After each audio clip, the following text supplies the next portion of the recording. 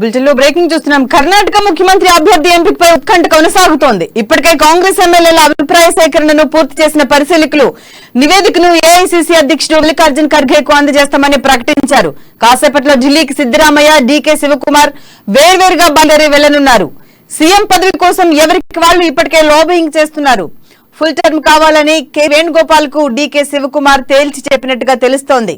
Birthday gift ఇస్తారో లేదో తెలియదంటూ ఆయన వ్యాఖ్యానించడం ఇప్పుడు చర్చనీయాంశంగా మారింది.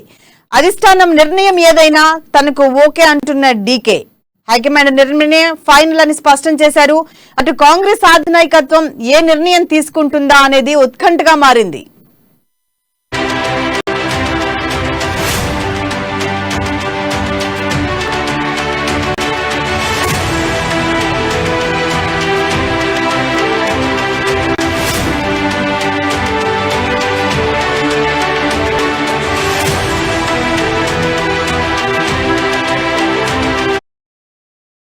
బులెటిన్ లో బ్రేకింగ్ చూస్తున్నాం.